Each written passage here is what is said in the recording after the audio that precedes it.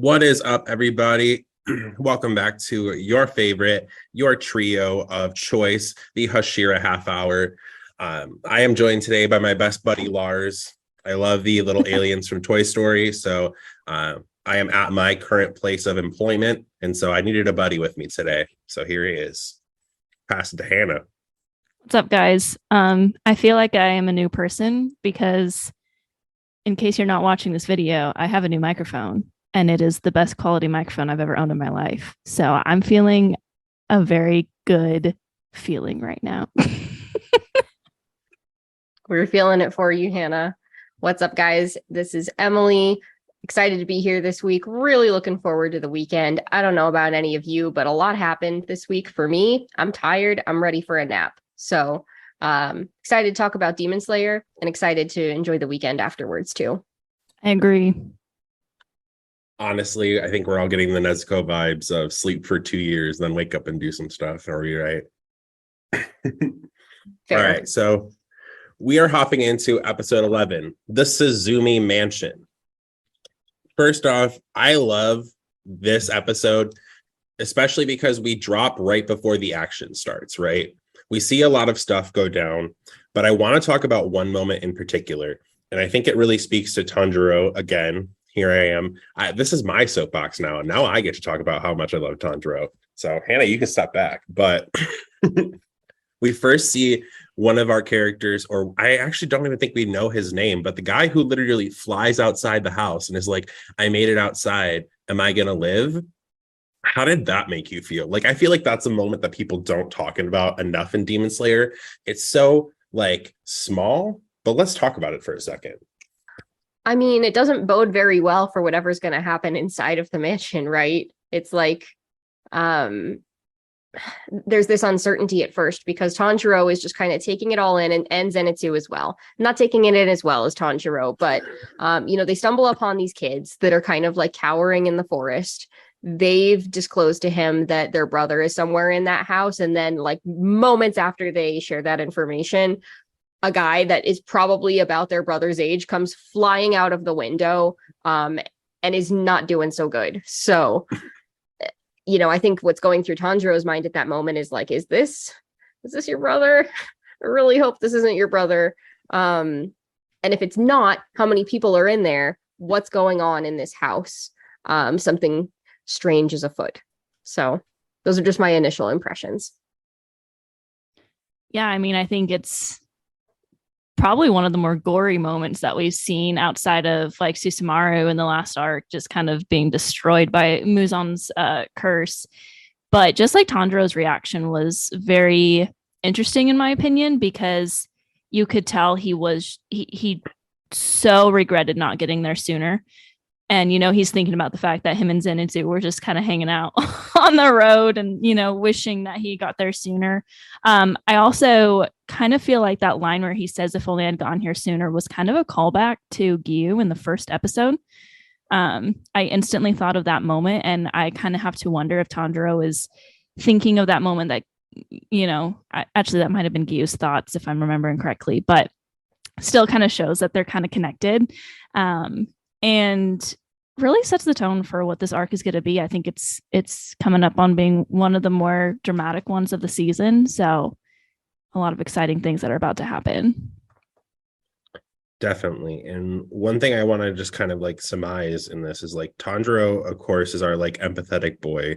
He understands everyone's pain, and he walks in literally to see somebody yeeted out of a window and is already holding them to their death. Like, I think that's something that only Tanjiro could have done out of our characters we know so far, and only has the heart to do because he has all of that trauma behind him. So I really think that's an interesting way that we get to see this episode kind of play out. Now, I want to talk about Tanjiro leaving Nezuko outside. We've seen a lot of their relationship be very close. And even in the previous episodes, we saw their commitment to each other. How does this moment in which Tanjiro decides to leave her outside kind of differ from the way he's tried to keep her close and protect her? Man, it was interesting. That was actually a moment that I kind of wrote down too, because it was very different from what he usually does. And I think it just comes from his heart of wanting to protect everyone, because he let her stay there in case those kids needed protection. It wasn't like, oh, I'm not going to bring Nezuko into this fight because I think it's too scary, so you two kids protect her. It was if anything happens, like, the person that's inside of this box will help you.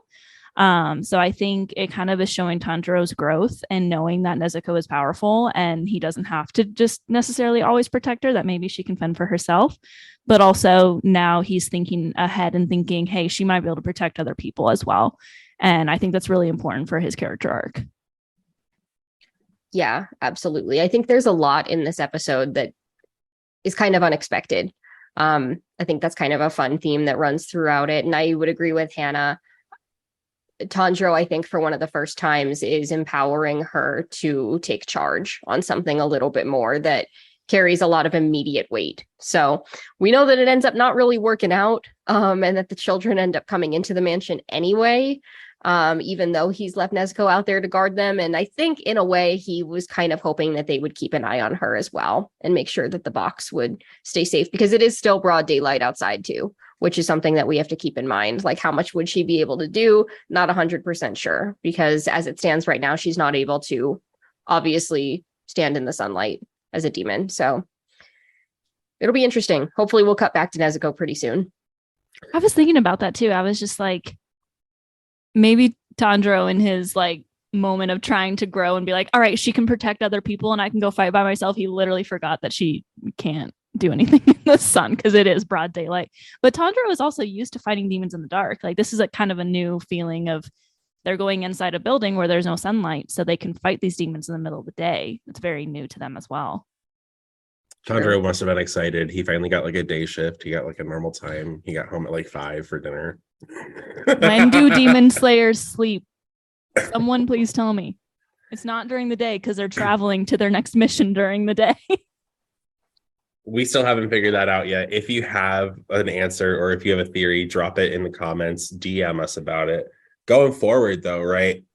We also see at kind of a weird pace Zenitsu's ability to grow. And again, I think this is the first time that we see Tanjiro kind of change someone else on his team's mind, or maybe just like influence someone directly. It's when he passes that rice ball to Zenitsu and Zenitsu shares back. I think this just kind of speaks to his overall capacity of emotion, but I think it also kind of starts to show how Tanjiro is a leader in his own sense. How do you guys think this formation of his kind of new friend and kind of what they're embarking on is going to tell, or is going to show what his leadership will look like down the road? Well, he stepped into the leader role pretty naturally. I mean, the moment with the food is really sweet, but even just like allowing this guy to tag along with him in the first place just kind of shows his compassionate nature, I think. Because let's be honest, Zenitsu's kind of a mess right now. Me. Kind of. Relatable. But he is, from the moment that we see him, in a constant state of panic, not an ideal fighting partner in these kind of delicate circumstances when it comes to fighting the demons, where a brief moment or like one very quick motion may make the difference between life and death. This might not be your first choice of a companion that you would bring along. And yet Tanjiro does bring him along anyway. Or maybe he doesn't bring him along, but he's okay with him tagging along in his shadow as they approach the mansion. So I'll be interested to see what kind of partnership, if any, they're able to have as we kind of go through this battle in the mansion.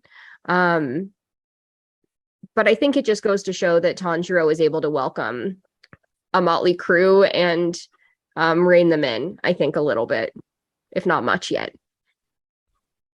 I mean, we see that meme face from Tanjiro. He clearly is like not impressed by Zenitsu when he first meets him. But he still is like super willing to just have him come along. And you called out to that moment with the food, which I found really interesting. I'll always talk about my boy. I'm just gonna preface with that, but I love how Tanjiro like offers him the food, and then Zenitsu's like, "Oh, are you gonna eat too?" And Tanjiro's like, "No, that's all I have," and he's perfectly content just giving Zenitsu his food.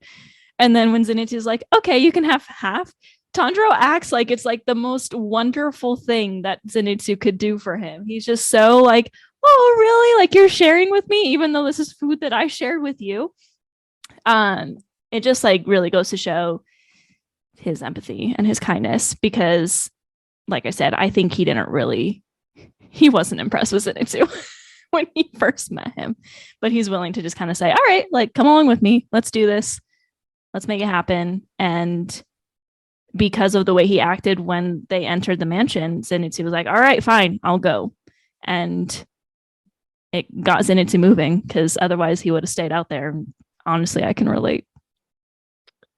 As a Zenitsu stan, self-proclaimed, I will say this, that when the first time I started watching Demon Slayer, I thought he was very annoying. Until we see what he does later, which we won't talk about right now. But I do think it's very interesting. And I think that it creates kind of a really good contrast of who these people are and their different backgrounds. And so with kind of Zenitsu being there and now kind of starting to join a team, we do see another face that comes in and they're wearing a boar hide and they aren't the most put together either. And very last line of the episode is Lord Inosuke is coming through. How do you guys feel about this come through? What a wild guy. When he was first introduced, I genuinely thought he was like a demon pretending to be like someone with swords for a while before I realized that he was actually trying to slay the demon.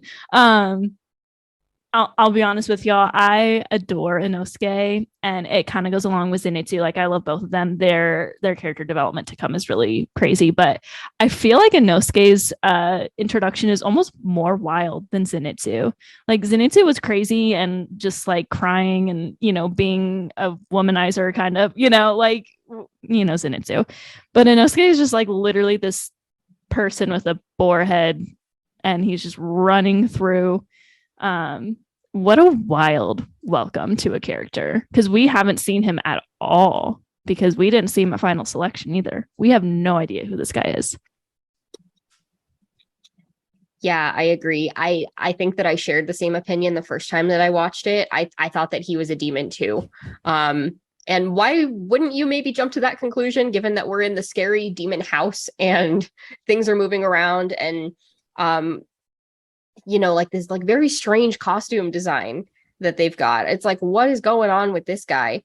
But then I think the swords were my first clue in that we were probably looking at another demon slayer that we hadn't seen quite yet, although his sword and his fighting style is very different than anybody else that we've seen so far too. Mm-hmm. So looking forward to more of our wild boy. I love him too, near and dear to my heart. And what an entrance. Yeah, I think the best kind of comparison here is he's a Red Bull in a China shop. He really just goes for it, and he quite literally does crash through every wall, tearing everything down. Honestly, I feel like I am a blend of Inosuke and Zenitsu. If you've seen me walk in person, I feel like I trip over things and or just knock things over as well. So honestly, relatable feelings here. With, of course, my favorite section of everything, right? Villains and demons. Let's talk about it. This demon's blood art is really cool. And I think contextually in the way a fight is set up, when you constantly have a changing location like that, where we see him hit the drum and the room moves, or the room just transports itself to a different section of the house, you definitely get a very eerie feeling because you don't know where you are anymore and you don't have a pattern. What are your guys' thoughts about how Tanjiro and our new friends will take on this demon? It's going to require a lot of quick thinking and quick movements because we're kind of dealing with like a House of Escher, right? It's like the constant like falling forward, backwards, in and out, like all over the place. It's going to require some quick footwork, which I do think that he mastered a little bit more in this previous fight that we had with the twin demons. Obviously, he's also still injured, which he's already made note of. He's like, I can't protect you, Zenitsu. I still have like multiple broken ribs and like my leg is messed up. So he's already at a disadvantage in this fight, I think. given that he hasn't fully recovered. And on top of that, it is going to be very difficult to navigate. It's going to require him, I think, to use probably his keen sense of smell to help battle the demon a little bit, and just those quick movements, because that's what he has, I think, that could stand a chance as a different sense. Yeah, I mean, honestly, we didn't get to see a ton of what the demon is capable of in this episode. It kind of was an introduction to him, but I think this episode they did a really good job at having a lot of comedy and a lot of like creepiness. There was a good mixture of both, and it never felt weird because we had that introduction to Zenitsu, and most of his moments were comedic, but then even just like the soundtrack is lending to this situation being more creepy than any of the ones we've done before. It's not as cut and dry. And yeah, those Tsuzumi's drums, I should say, because I'm terrible at pronouncing Japanese words. We get a very brief moment with them, but we can tell that this is going to be some intense blood demon art for sure. And it's going to be the hardest. And he's injured. Like, it's already the hardest type of blood demon art we're dealing with. And he's injured. Like, come on. It's going to be tough. And just looking at like this blood art that we're looking at, right? We've seen the Tamari now with their own sound design. And now we see the Tsuzumi with, again, another sound design choice. And so I really think that that's kind of what makes Demon Slayer cool. And I don't know why, but I always love how sounds can kind of associate with feels. And so I feel like we've also kind of started to see, right, when Tanjiro uses his own forms, or hopefully when he uses his forms in the next episode's fight scenes, we get some more of that sound design. So you can see when these critical moments are coming, and then they just make when you're finally there, when you see a success, that much more powerful as you move through an episode. Kind of going into Zenitsu's character a little bit, we see him talk with one of the children about how scared he is and how things kind of, he thinks he's literally going to die first on scene. So what do you guys think is going to motivate Zenitsu to move forward in this fight? Like, he does get separated from Tanjiro on one of the beats of the drum, and then he's lost it. What is going to move him forward, or what personally is going to challenge him to step up to the plate here? Absolutely nothing. He is literally trying to escape.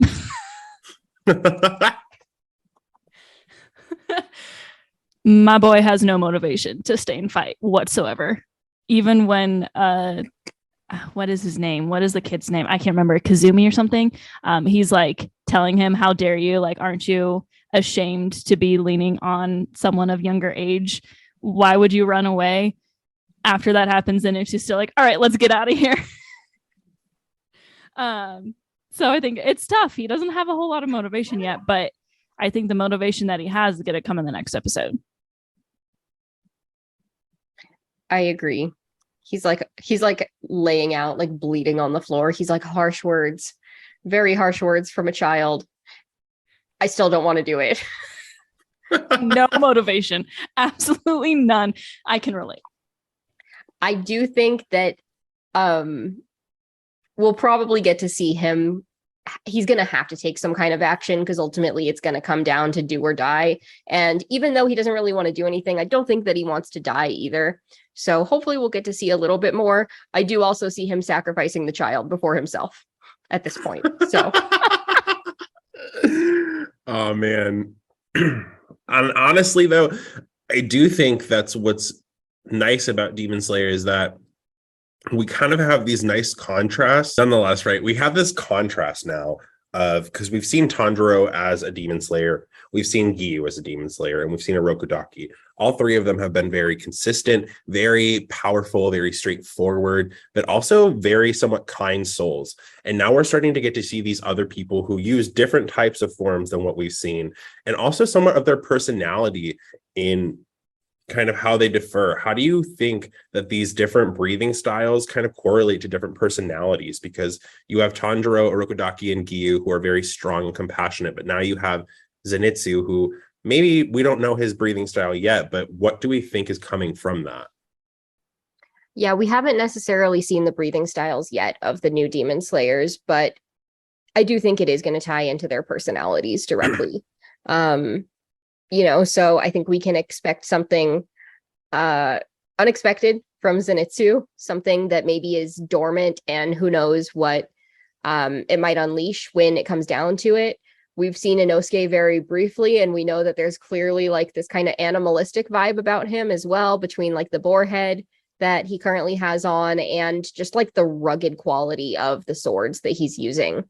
So I imagine that it's going to tie into those two. We've only had exposure so far to very few people, but I think we've seen that it does tie into their personality traits and their surroundings too, and the environment that they were trained in.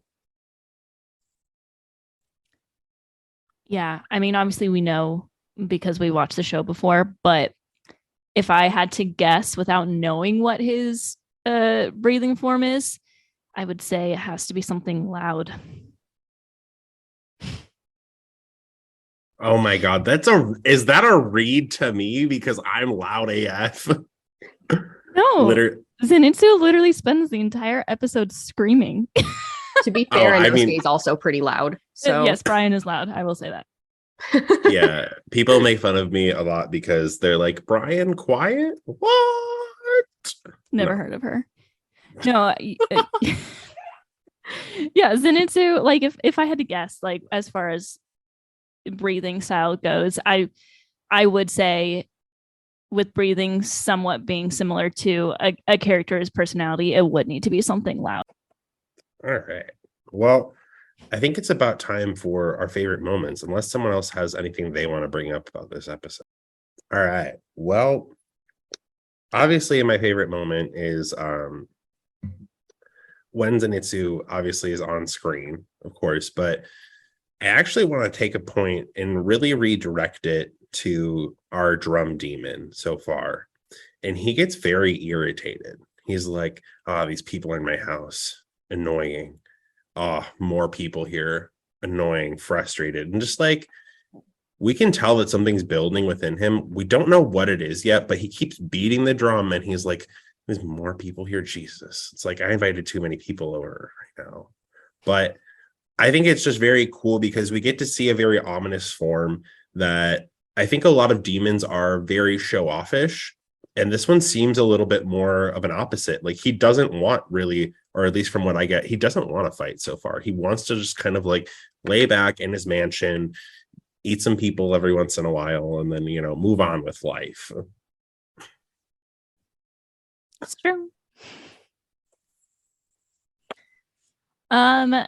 My favorite moment, I want to call out actually the soundtrack. I mentioned it in episode 1 about how much I loved the soundtrack, and I feel like I haven't mentioned it a whole lot yet.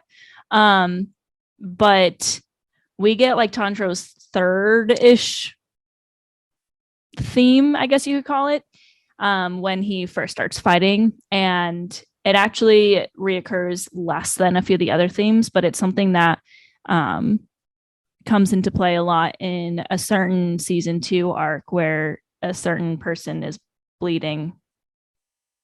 And it's a part of the soundtrack that I just listen to over and over again. So I have to kind of call out that as my favorite because soundtrack is very important to a TV show and movie. And I think Demon Slayer just absolutely slays. 100%. The Tsuzumi drum sound is so cool. I always love like those almost like percussive sounds. I've talked about that in previous episodes, but my favorite moment is probably like a slight combination. I feel like I'm going to talk about this more in the next episode, but we're about to see, and we've seen a little bit of some really cool animation with this demon in particular and like the quality of the movement. So I'm not going to get too deep into that. I'm sure that'll be my favorite thing next episode. I think I have to call out the Tanjiro meme in this one. It's like, this is like the Tanjiro meme face that is in this, with just like looking at, maybe we can like, if we do the video, we'll flash it on the screen here or something, because it's so funny. And it's just like, it's so unexpected from him of all people, because usually I think his patience and his threshold is like very high. And he doesn't have RBF, like nothing like that. He's just done. And we haven't seen that. And this is a guy who like literally moments later is like cradling somebody in his arms that's dying and like sending them off into the afterlife with his best possible wishes. And he still doesn't have the patience for Zenitsu either. So it's just so funny. I love it. For real, you Man. have to be pretty intense to have Tanjiro making faces like that so early after meeting you. Like he was not impressed.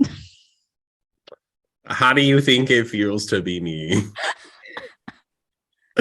Literally, when I first came to my place of employment, I definitely feel like I turned everyone's head just as Zenitsu did. And people were like, who the F is this? And then I just kept being loud. And they were like, he's not half bad. All right. Well, I think that's all we got for today. So you guys know how this works, right? We definitely want to hear from you. Send us a DM on Instagram. Follow us on TikTok at Hashira Half Hour. We try and make jokes on there. Sometimes I don't always land. Don't come for me. We talk about other animes as well. We are starting to branch off into other things. So let us know what you want to see content-wise. If you want us to start covering other animes, I still haven't watched Attack on Titan, so maybe you can see that coming soon in a future arc of our own. Well, we'll see, right? But we hope that you enjoyed this week. And of course, we will definitely see you next week on the Shira Half Hour. Umai. Umai. My. Shout out for the new Umai and the new microphone. Woo! Woo woo! Bow, bow, bow, bow, bow, bow, bow, bow, bow.